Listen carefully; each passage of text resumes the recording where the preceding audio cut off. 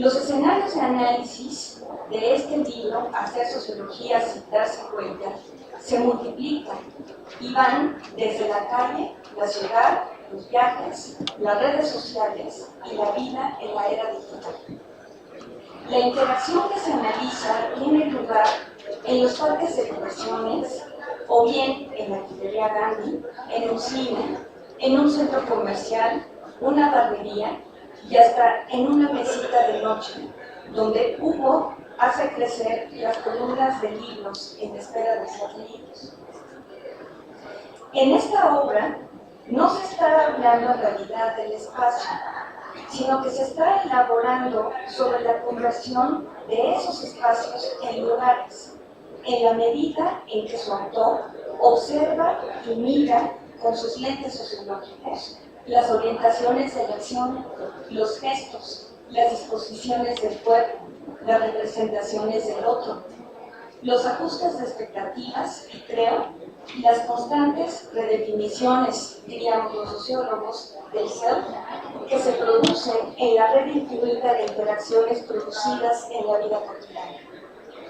También hay relatos sobre los no lugares, que propician la vida urbana y la consecuente no presencia,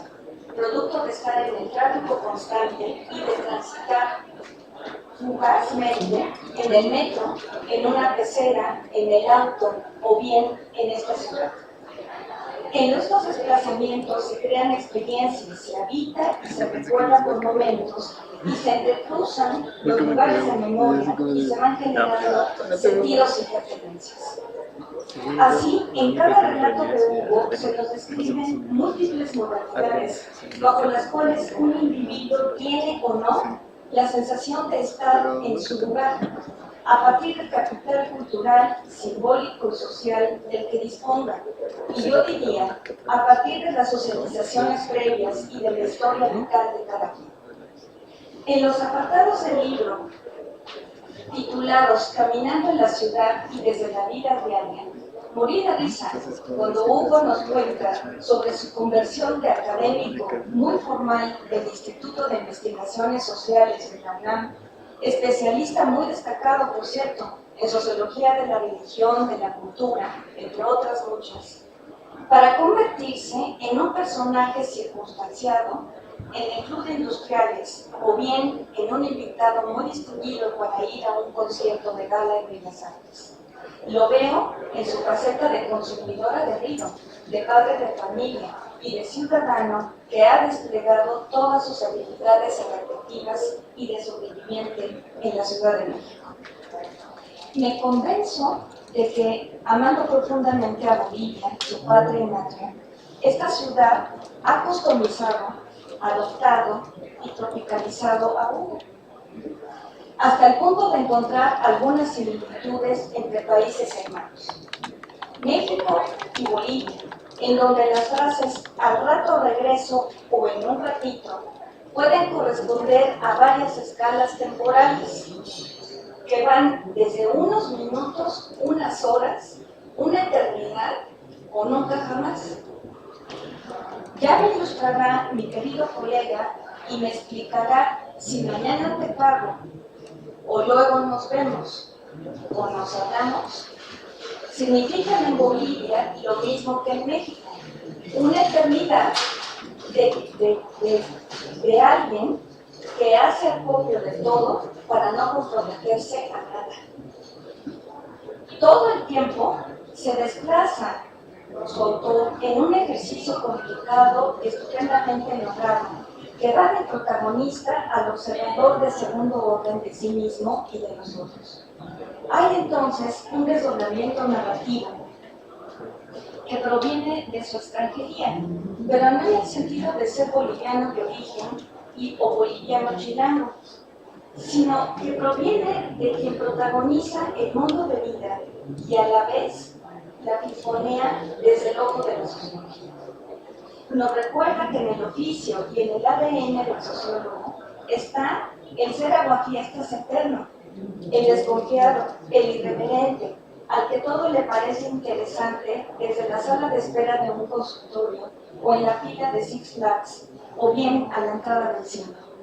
En este sentido, Hugo tiene interlocutores de lujo: Peter Berger, Pierre Bourdieu, Howard Becker o Daniel Martuchelli. En sus narraciones a veces asoma la cabeza Latour y sus ataques. Los apartados del libro titulados De la mano de sociólogos y disrupciones sociológicas son testimonios de una muy fructífera conversación con todos estos autores. En su doble rol de observador de segundo orden y como protagonista, imagino a Hugo con una especie de bisturí sociológico cuando va al súper, cuando pasa con la familia, cuando mira la ventana a través de la ventana de su auto o de su departamento, o cuando voltea discretamente hacia los maravillosos pastitos de Ciudad Universitaria. Lo veo caminando por las calles de Coyoacán buscando un café, pero no un macchiato con su crema batida, sino un express cortado, y lo veo husmeándome el chapeo del vecino de mesa y del cuadra del año. Respiro aliviada, pues ya no estoy haciendo que no estoy sola en el mundo, y viviendo y adivinando lo que son las interacciones, lo que representan y lo que significan. Pero esta aparente naturalidad en la narración sociológica es quizá una de las formas de investigación más delicadas y complejas a las que subyace todo el bagaje de la sociología francesa en la que Hugo se formó y desde la cual mira. Logra además lo que Charles Watkins denominó como imaginación sociológica, a partir de la cual advierte sobre la dimensión pública de muchos aspectos de la vida privada. Uno de los apartados que más llamó mi atención en el libro fue del libro Hacer sociología sin darse cuenta, es en la red. Hugo transmite ahí con agilidad, acierto y profundidad muchas facetas de la vida digital, tanto la de los migrantes como la de los nativos digitales. Luego decir que eso de migrante digital es una forma suavecita de decir que uno nació cuando solamente había radio, televisión, teléfonos fijos, correo y cartas. Y encuentro en los textos de Hugo experiencias muy valiosas sobre los efectos de la web 2.0 o de la web social, que a partir de 2004 fue denominada así, para referirse a una nueva generación de sitios web basado en un modelo de comunidad de usuarios en plataformas, redes sociales, servicios multimedia, wikis, y cuyo propósito es el intercambio ágil de información entre usuarios y la participación en la generación de contenidos. Uno de los resultados más elocuentes ha sido que ahora ya cualquiera puede hacer su webinar, ¿no?, o su podcast, y puede tener sus seguidores para que conozcamos sus muy doctas opiniones, carismas, sus know-how, sus recetas, ya sean de cocina o de autoayuda, de esoterismo. Al fin y al cabo, porque ya se nos diluyó la barrera de quien produce contenido y de quien lo consume. Este apartado me hizo pensar en cómo en una era presentista como la que vivimos, caracterizada por la saturación de información y acontecimientos que nos hacen vivir en un presente dilatado, nos encontramos una y otra vez con la narración de experiencias de desplazamientos, tanto en la narrativa del espacio y los lugares, como de la aceleración de la experiencia de la temporalidad. Hugo nos habla de lo que es en realidad la vida en el enjambre digital, a través de Facebook, Waze, Uber o WhatsApp. Mediante la completa movilidad del usuario y del acceso multiplataforma, esta web, como sabemos, desplazó el modelo comunicativo de la web 1.0 por uno de tipo participativo, y ahora todo el mundo quiere hablar, ¿no? Generando no solo el uso de una tecnología, sino por una actitud que posibilita la producción de nuevas formas de hacer, de producir y de consumir contenidos. Este efecto de simultaneidad presentista puede ser fácilmente experimentado cuando ya no tenemos que someternos a la tiranía de ver un capítulo por semana de una miniserie, por ejemplo, Juego de Tronos, sino que uno puede darse atracones, así y atascarse de miniseries, pues conoce ya hasta, y puede comenzar por el final, o empieza por la tercera temporada, para quedar completamente atrapado en el juego de las pasiones humanas. A diferencia de Hugo, quien explica con maestría por qué nos gusta justamente el Juego de Tronos, yo nada más solo lo veo y escucho las sesudas reflexiones de mis colegas historiadores y sociólogos que me hacen preguntarme por qué simplemente los sociólogos no podemos divertirnos, relajarnos y por qué todo lo intelectualizamos. En este enjambre de la 2.0, también en la que soy una visitante habitual justamente del blog de Hugo y navego por los libros que escribe y ahí los publica generosamente. Veo sus fotografías en la captura de instantes, los retratos, los lugares y experiencias, tanto con cámara como sin ella, porque parece que no la necesitaba.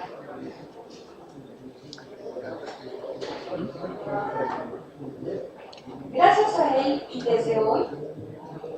asumo con toda dignidad que soy una migrante digital, que viene de un mundo analógico y de tiempos en que la distancia y los desplazamientos tenían una condición de materialidad y de corporalidad que por lo menos daba certidumbre. Para decirlo de otra manera, con un solo relato de su vida, me hizo recordar con nostalgia cómo era escuchar música en LP de 33 y 45 revoluciones, y cómo en los discos de 45 revoluciones uno tenía grabado un éxito, el éxito A, y al lado estaba el éxito B. O cómo uno andaba buscando la canción que le gustaba en la banda del radio, al fin de que se repitiera o participando en la hora de las complacencias, a ver si le ponían por votación la canción que más le gustaba. Ya sé que a muchos de ustedes les estoy hablando de un mundo pues que es como de la tercera edad, ¿no? Aunque ya no llegue todavía uno ahí, pero así es. Me recordó cómo transité a los formatos de cassettes, CDs y Walkmans, y cómo hace 10 años, lo que significó desde hace 10 años, bajar música en iPods, iPads y iWorks. Y sobreviví a otra vuelta de tuerca con aplicaciones como Spotify o Claro Música de Telcel, donde uno pues, también arma sus playlists, aunque sean así como de región 4, ¿no? Pero lo puedo no hacer. Confieso que es vertiginosa la experiencia de ser mi propio DJ, mi propia programadora a fuerzas e instaladora de software, de antivirus, tomadora de nubes digitales y productora narcisista de mis propios contenidos en el Face, en Instagram y de mis sesudos tweets en la red social del famoso pajarito blanco sobre el fondo azul. Al leer a Hugo, tengo la sensación de aceleración en el tiempo, aunque el filósofo coreano-alemán Byung-Chul Han, cuya lectura le debo a Margarita Olvera, dice que en realidad la aceleración es un efecto de saturación de información, de experiencia y de una demanda exhaustiva de rendimiento en todas las esferas de la vida. Pienso que Hugo pertenece también a esta generación de migrantes digitales, aunque más joven, para asumir con dignidad, pero que con todo ello asumimos con dignidad el kilometraje ya recorrido. Decimos que al fin y al cabo tenemos una experiencia del pasado más dilatada, donde conocimos otros lenguajes, y nos alimentamos más de relaciones sociales que de conexiones. Para cerrar esta breve presentación, quiero contarles cómo conocí a Hugo y cómo la forma en que lo conocí tiene que ver algo con la historia de este libro. En realidad yo lo conocí en Facebook. Conocí su nombre porque me gustó mucho el libro que coordinó y que se llamaba Sociólogos y su Sociología, experiencias en el ejercicio del oficio en México. Recuerdo que me encantó el artículo de Eugenia Ayer sobre el tema de la memoria, quien finalmente me dejó atrapada desde ese momento ya que habla mucho sobre la memoria y el olvido y la formación de los recuerdos sociales en el presente. También leí el artículo de Hugo, titulado Con la religión entre las manos, un itinerario. En ese entonces, estoy hablando no hace tanto, o sea, fue en 2015, él nos hizo el honor de invitarnos a Margarita Ortega y a mí, de otros colegas, a la celebración del 85º aniversario, o sea, los 85 años del Instituto de Investigaciones Sociales de la UNAM en 2015. Me envió una solicitud de amistad, pero como yo aprendí en mi casa que uno no habla nada más así con extraños, le pregunté a Margarita si personalmente, si ella lo conocía. Y bueno, ya me explicó de quién se trataba. Una vez que supe que era gente de fiar, comencé a leerlo, ya nos hicimos amigos, y comencé a leerlo semanalmente, pues en su muro publicó varios de los relatos que ahora integró en este libro, Hacer sociología sin darse cuenta. En su muro descubrí a un sociólogo que compartía historia y vida, que generaba corriente de opinión sobre la situación política en Bolivia y sobre Evo Morales, y nos compartía generosamente el recuerdo de la historia familiar y de su papá, un reconocido intelectual y militante de izquierda, víctima de la dictadura y de la represión de García Meza. Navegué y me interné vía Safari, o sea, que es el nombre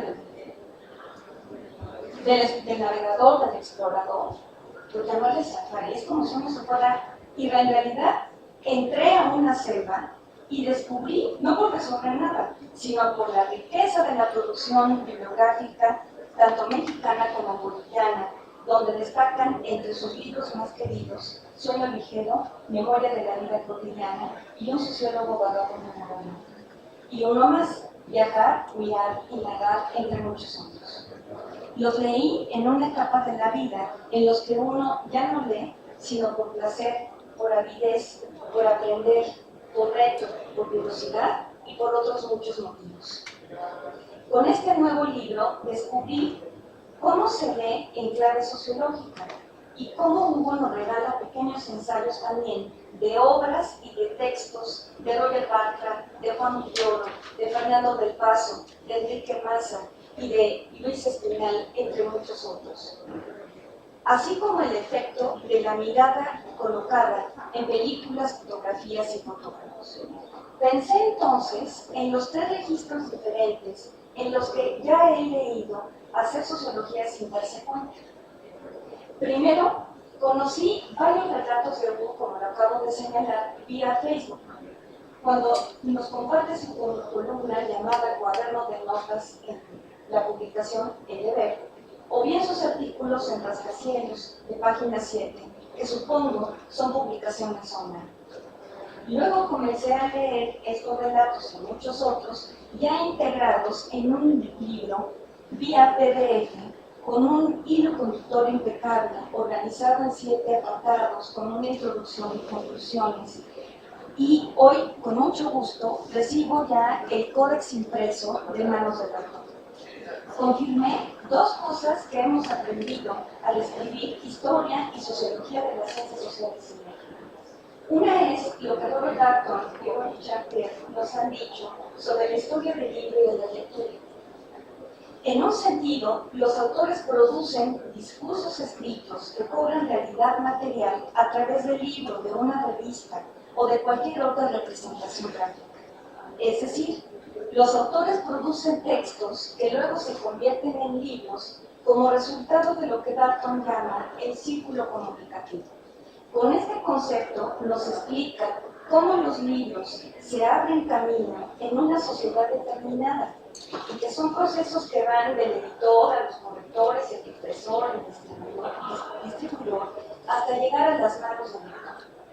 La idea de mostrar un panorama completo sobre la producción de una obra, como este libro, su entorno y de manera destacada sobre el proceso de recepción que tiene que ver con el horizonte interpretativo y los prejuicios de los lectores,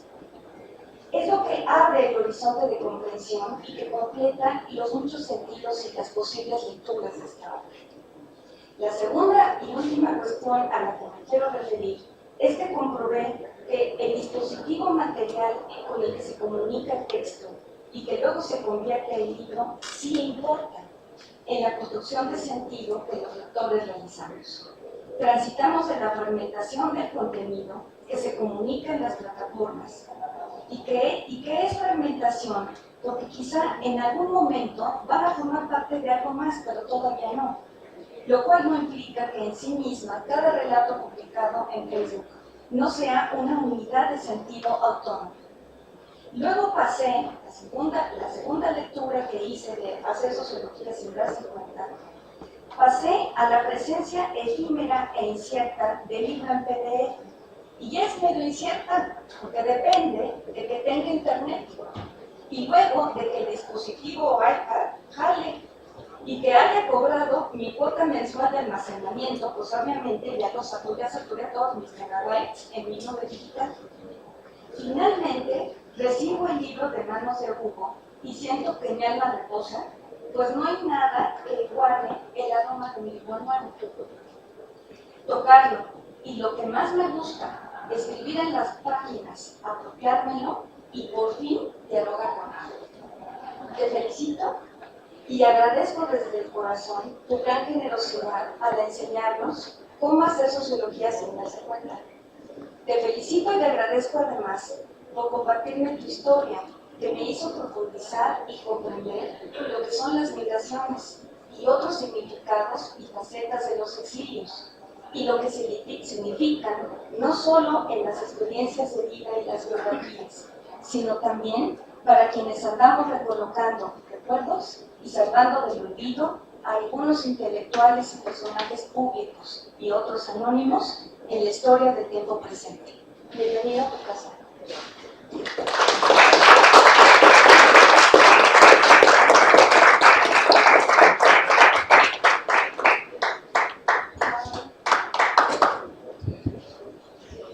Híjole. Bueno, muchísimas gracias, Roma. Yo quiero empezar agradeciendo enormemente, primero, bueno, a la Embajada de Bolivia, que generosamente el embajador, el cónsul, los funcionarios me han invitado a que participe de esta feria, de esta presentación, que justo se hace en la UAM Azcapotzalco, y continúo agradeciendo a la UAM Azcapotzalco por recibirme en este espacio que me trae todos los recuerdos que se pueden imaginar. Ahorita les voy a contar tantito. Y agradecerte, Laura, por esas palabras, por esa lectura tan generosa. Imagino que todos conocen los trabajos de Laura y Margarita, pero si no, son lectoras de los grandes sociólogos, así que pasar por sus manos es correr un riesgo que no es menor, porque han leído la sociología de verdad, han leído realmente los tremendos sociólogos, y a esos sociólogos están acostumbrados a leer. Entonces, enviarles un textito así de un boliviano que está intentando hacer sociología, como que da cierta cosita, pero verdad, muchísimas gracias por la lectura atenta y por esos comentarios. Yo quisiera referirme simplemente a algunas cosas del texto y del momento y de lo que los puntos que la Angélica ponía sobre la mesa. Lo primero que quisiera decir es que estar aquí en la UAM Azcapotzalco para mí es tremendamente especial. Tremendamente especial porque yo llegué aquí hace 30 años, tenía 18 años, nací en el 70, y salí de un colegio jesuita en Bolivia, un conservador muy de clase media alta en La Paz, y llegué y entré a la UAM Azcapotzalco. Vivía en el sur, vivía por el metro Miguel Ángel. Y lo primero fue muchas experiencias muy especiales. O sea, aquí en esta universidad fue los primeros maestros, ahorita me referiré a dos maestros que marcaron enormemente, pero fue en esta Plaza Roja, que me acuerdo que era una plaza muy especial. Aquí viví todo lo que vive un chavo que tiene 18 años, que llega a la universidad y que no ha hecho nada especialmente fuerte en su vida, y que en esos 2 años, de los 18 a los 20, atraviesa por todo lo que uno tiene que atravesar. Y como decía Jacques Brel, hasta los 23 años uno ha vivido ya todo lo que va a vivir, todos los siguientes 50 años es la repetición de lo que uno ya ha vivido. Pues en esos 2 primeros años de estar aquí en México, escuchando cosas, viviendo, conociendo 3000 cosas, comiendo aquí en la cafetería, que no sé si todavía está, cómo funciona, la cafetería es Newton, durmiéndome en la biblioteca, pero también leyendo libros en la biblioteca, haciendo todo lo que se puede hacer en una biblioteca, entre las clases, en fin, todo lo que implicaba estar en esta universidad. En los primeros años de mi experiencia universitaria, lo que después iba a marcar para mí una vida universitaria absoluta, porque si algo soy es un universitario. La primera universidad que realmente pisé fue aquí en la UAM de Azcapotzalco. Entonces, no es menor estar aquí con ustedes, no es menor estar además hablando de este libro y no de otro, en este contexto tan especial, invitado por la embajada, en fin, todo se junta, y entonces nomás faltaría aquí un señal con un pescado para cerrar todo el sitio. Y les voy a contar muy rápidamente que entre las varias cosas que aprendí aquí en la UAM de Azcapotzalco, lo primero fueron 2 maestros que me enseñaron, que no recuerdo sus nombres y tal vez sea mejor así, pero recuerdo 2 enseñanzas que fueron muy importantes. La primera era, primero un profesor que se decía a sí mismo anarquista, y que realmente era anarquista, porque terminó el trimestre, era el segundo trimestre, creo que nos daba doctrinas políticas y sociales, algo así. Y al terminar el trimestre dijo, vamos a hacer una autoevaluación. ¿Y cómo que autoevaluación? Yo venía de un colegio jesuita religioso, donde la evaluación, por supuesto que la ponía el profesor, que además había una cruz ahí atrás, que era la que daba legitimidad a toda. Y el cuate agarraba y decía, vamos a hacer una autoevaluación. Yo saqué MB, como se puede imaginar, yo saqué la más alta, me va muy bien, pero me quebró la idea de decir, ¿cómo es posible que en la universidad un tipo que había demostrado además mucha solvencia en toda su clase, no era alguien que no había venido nunca y entonces, bueno, por se evalúa y así nadie se mete en problemas, no, era una persona tremendamente seria, con la cual habíamos aprendido mucho, ¿no? Pero que al final nos dijo, no el camino para que aprendamos, para que intercambiemos, para que crezcamos, no está concentrado en la evaluación. Después leí a Foucault y leí todo lo que implica, digamos, el examen y lo que implica todo eso. Y la verdad que ahora que doy clases durante mucho tiempo, nunca he llegado al extremo de ese mi maestro. Nunca les he dicho, autoevalúense, digamos, igual es como el examen. Pero ese maestro que me dio clases aquí en alguno de estos salones y que me dijo autoevalúense al final del curso, y esa vez que su evaluación fue un quiebre definitivo que me hizo pensar que efectivamente se pueden hacer las cosas de otra manera, y que si para algo está las ciencias sociales, si para algo está la universidad, es precisamente para hacer un desplazamiento de lo que se supone que como todo debería ser y cómo podemos hacer las cosas de otra forma. El segundo maestro era todo lo contrario, porque este primero era anarquista, era más bien de origen popular, tenía sus rasgos de origen popular, por supuesto, y en sus formas, en el estilo, la manera de vestir, todo lo que eso implicaba. El otro maestro era todo lo contrario, era un profesor muy refinado. Después, cuando ya aprendí una serie de leer otros códigos, me parecía que era gay, que tenía una estética gay, que después la pude decodificar con mayor fineza. Y era una persona que estaba muy cercano a la vida del arte. Incluso recuerdo que alguna vez nos invitó a hacer a visitar una presentación, una exposición en Polanco, entonces era visitar, estaba en ese mundo, digamos, de este profesor que tenía el polo opuesto del otro profesor, nos dio como tarea escribir un texto. Y era muy curioso porque nos decía, ustedes escriban, y ahí en la casa una noche, en máquina de escribir, por supuesto, no estábamos en tiempo digital, y escriban, si no se les ocurre nada, simplemente cuenten lo que han hecho en el día, y después les va a ocurrir alguna idea, y presentábamos en el transcurso, era profesor de técnicas de investigación, alguna cosa así, y en el transcurso del trimestre nos pedía los textos que habíamos escrito y sobre eso empezábamos a trabajar.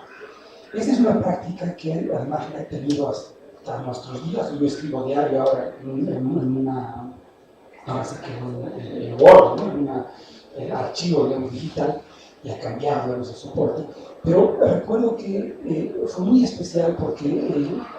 el profesor, igual el profesor universitario, el que me estaba hablando desde la academia, nos decía que lo que tenemos que hacer es tener un hábito de escritura, llegar en la noche a la casa y volver a escribir, no dejar de escribir, estar constantemente en todo eso de la escritura y no abandonar a la escritura, no importa cuál va a ser la intención, si es que la intención va a ser hacer una novela, un ensayo o simplemente una carta a tu mamá, pero no abandonar la escritura y estar constantemente metidos con esa práctica necesaria, sin importar el contenido o el objetivo final, pero sí meterse al acto de escribir, ese acto de escribir, que es un momento tremendamente especial al cual los sociólogos a veces no le damos suficiente atención. Esa enseñanza finalmente se estaban jugando autores que después iba a entender y leer con más detenimiento. Décadas más tarde iba a encontrar con Richard Sennett, que te iba a decir que finalmente la escritura está en el corazón de nuestro oficio y que dice, para mí mis novelas y mi sociología no hay una frontera directa entre mi novela y la sociología. O ahí va a estar también Bourdieu pensando en que la sociología, pensando en el otro profesor, tiene que estar precisamente para mirar las cosas de manera distinta, para hacer quiebres, para poder mirar las cosas de otro modo, para desconfiar de las reglas que aparecen como las reglas más legítimas, más formales, las reglas en las cuales se supone que todos tenemos que jugar un juego, y sin embargo en ese juego hay una lógica de poder, en ese juego hay algo que está incomodando a alguien, hay algo que el sociólogo tiene que poder ver y tiene que poder crear. Todo eso que vendría después como una reflexión simplemente sociológica fue lo que me encontré en los primeros años, sin nombres, sin leer necesariamente a los grandes autores, sino en el ejemplo de dos extraordinarios profesores cuyos nombres no recuerdo, y mejor así, es lo más claro, digamos, de su enseñanza, que se perdieron, se ocultaron en el nombre y quedaron en la enseñanza. El libro es un libro que está dedicado a mi hija Canela y tiene una naturaleza distinta. Yo estoy, como saben bien las colegas, estoy completamente acostumbrado, trabajo en el Instituto de Investigaciones Sociales, en el SNI, en el CRI, en fin, todo lo que la academia nos pone al frente, y estoy absolutamente acostumbrado, como todos, a estar en evaluaciones, en artículos dictaminados, en libros que pasan por 400 dictámenes. De hecho, les debo el libro colectivo que está en un proceso que está ahí tan largo, faltan 2 años, no sé, esperemos que este año ya salga, pero bueno, ahí va. Estamos en eso, en esos formatos absolutamente rígidos con los cuales nos tenemos que mover porque si no nos echan de la universidad. Y la verdad que ahí hago mi chamba porque digamos se trata de eso, hay que ser malo. Pero resulta que el sociólogo, yo entiendo, es más que eso. O sea, el sociólogo no es solamente el que hace bien la tarea que la institución, cualquier institución le pone al frente, y que está bien hacerla porque de hecho para eso nos pagan, ese es nuestro oficio, sino también el sociólogo hace muchas cosas, y yo la verdad que tengo una fascinación por los sociólogos eclécticos, que además de hacer cosas puras y duras, son también capaces de abrir una ventana, de tener algún tipo de sensibilidad con otro tipo de cosas que no necesariamente están tan establecidas en algunos formatos. Y eso es parte, digamos, de este texto. Les decía que está dedicado a mi hija Canela, y evocando un poco, pensando en dos imágenes que me vienen siempre cuando pienso en mi hija Canela. La primera es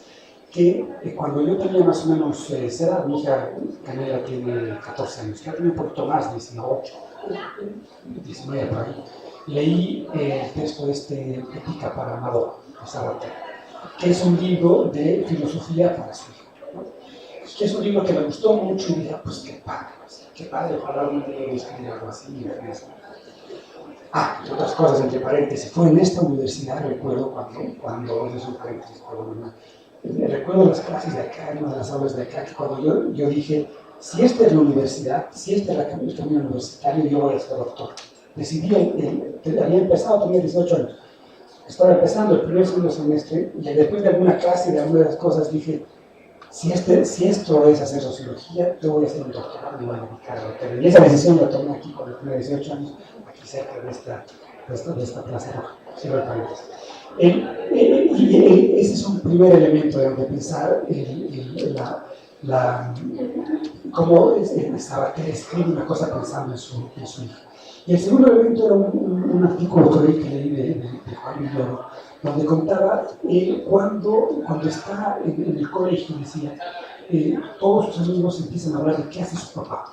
Para todos es muy fácil, porque el papá de uno es economista, trabaja en un banco, el otro es empresario, pues vende Coca-Cola, el otro es médico, entonces cosas, todas de lechero, cuestiones muy concretas. Pero el padre de Juan Villoro era Luis Villoro, que era un filósofo.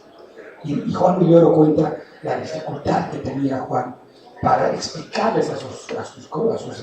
amiguitos que hace un señor que se dice que es filósofo, de qué vive. Y un poco pensando en eso, yo quería hacer un libro siempre desde hace mucho tiempo que llegue a las manos de mi hija y que a la vez llegue a las manos de todos los chavos, también los SHs y prepas de aquí de México, y todos los que entran al primer año de las universidades, en todo lado, de las universidades públicas,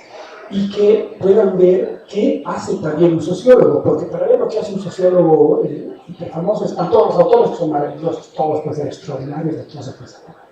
Pero ¿qué hace un sociólogo X? Un sociólogo que vive aquí en el DF, un sociólogo que se levanta, que ve su Facebook, que después ve una serie de Netflix, y después lee algo, y después se va a su cubículo y hace algo muy formal, y después da clases, y después viene al metro y lo empujan y echen la banda billetera, y después lo asaltan y no lo asaltan. ¿Cómo ve un sociólogo todo eso? ¿Qué hace un sociólogo en la vida diaria? O sea, se supone que el sociólogo no es solo el tipo que está haciendo libros en no sé qué instancias, o que está dando su clase en tal lugar, o que está en una conferencia X. El sociólogo es el tipo que sale de eso y es un ser humano que está atravesando por la calle. Y sin embargo, ese sociólogo que está atravesando por la calle tiene una mirada y tiene que tener una mirada distinta. Y esa mirada distinta, esa mirada sociológica es la que yo quiero que quede plasmada en este texto. Yo siempre les digo a mis estudiantes que mi sueño de las clases, especialmente cuando doy en licenciatura y cuestiones así de observación,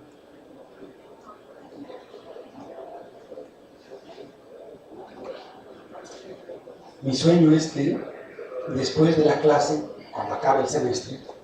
todo estudiante no vea nada más apasionante y entretenido que estar en la sala de espera de un dentista.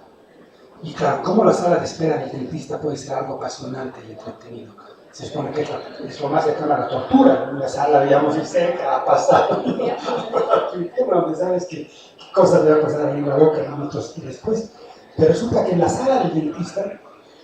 hay una televisión, o a veces no hay una televisión, hay revistas, a veces no hay revistas. ¿Qué revistas hay? Hay unos, dependiendo de los doctores, hay unos doctores que te ponen todo su currículum ahí en la pared, que dicen hasta el último congreso que han ido hasta el diploma de no sé dónde, o algunos que no te ponen nada. En fin, hay una serie, cantidad de información que puede ser apasionante preguntarse simplemente por qué está ahí. O volver a la pregunta que decía Bolívar desde siempre: ¿por qué esas cosas están ahí siendo que podían no estar? ¿Por qué están las cosas de esa manera? ¿Por qué no está vacío ese espacio? ¿Por qué cuando la primera vez que yo fui donde un doctor en Lovaina, yo latinoamericano, boliviano, acostumbrado a los acartonamientos de los grados y de las jerarquías de una sociedad colonial, en la cual los doctores siempre estaban de blanco y con una serie de diplomas de atrás, desde donde te hablaban a ti que eras el miserable, enfermo de algo y que tenías que decir tus cosas y cumplir lo que te iba a decir. Llego a Lovaina, la primera vez que voy donde el doctor me recibe una chica con un vestido, se sienta conmigo en un asiento, al igual que yo, y me dice: ¿qué onda? ¿Qué te trae por acá? Una locura. Eso es lo que yo trato de poner un poquito en el libro, y por eso mismo es que trato en el libro de sacar cosas que van de la vida cotidiana. O sea, quiero mostrar en el libro las experiencias más directas, más de la vida ordinaria, de lo que implica realmente estar en la pecera y ver que un cuate agarra corta uñas y empieza a cortarse las uñas. y empieza a sonar todo, clic, clic, clic, y sigue, como que después sale una chava a la pecera, después sale una chava que agarra y se mira en el espejo y empieza a pintarse, y la pecera se va moviendo y ella sigue pintándose con una maestría que uno dice cualquier rato se va a meter con el ojo, pero no, ¿por qué no se le entra la cuestión al ojo? Porque tiene hábitos incorporados que ya sabe dominar la mano y el ojo y sabe los centímetros exactos para que no se le entre con el primer bache. O sea, es impresionante, pero la vida colectiva y observar la vida colectiva así en la vida diaria puede ser tremendamente apasionante. Les aseguro que la sociología, no sé a dónde nos va a llevar, pero en todo caso nos tiene que llevar necesariamente al entretenimiento de mirar a los demás, como decía Berger, de entretenernos no mirando a los ratones, sino mirando a los otros con qué cosas hacen, mirando por detrás de la cerradura, decía Berger, o mirando las conversaciones ajenas en el Face o en el WhatsApp, donde uno puede estar mirando gente con la curiosidad sociológica. Creo que la importancia entonces de esto es tratar de volver a esa sociología vagabunda, que es el título del libro de Nueva York, pero esa sociología que también se fije en los detalles, esa sociología que mira los rastros, esa sociología que vea la vida cotidiana y que no tenga que estar solamente pendiente de lo que acaba de decir el candidato X o no sé qué, o que si Trump acaba de decir no sé qué, cuánta cosa, sino que vea que es tan importante entender también otras cosas de lo cotidiano para realmente entender qué está pasando en nuestra sociedad. Bueno, y a la vez, por supuesto, estar, escribir, ver literatura, ver cine y no dejar que pasen las cosas sin ponerlas en un papel. Sin importar, incluso yo siempre decía, en Bolivia decían, a ver, los profesores, das clases de sociología y sabes que los chavos van a salir y a la vuelta de la esquina van a estar en un taxi porque no hay mercado de trabajo para los sociólogos. ¿Por qué sigues dando clases de sociología y no das clases de computación o de inglés, donde sabes que van a tener más posibilidades de trabajo? Y yo siempre decía, yo quiero que el sociólogo que salga de la universidad sea un observador compulsivo, vaya a saber a dónde, o sea, que tenga un blog, que cada estudiante tenga un blog y que ahí ponga lo que observa y eso nos va a hacer mejores personas, sin lugar a dudas, más allá de que hagamos grandes libros o no, de que encontremos trabajo o no encontremos trabajo, de que tengamos posibilidad de insertarnos más o mejor o no en el mercado, pero con que tengamos en cada sociólogo, en el ejército de sociólogos que tenemos en México, un observador especial y que ande mirando cada cosita y que desconfíe de todo y que esté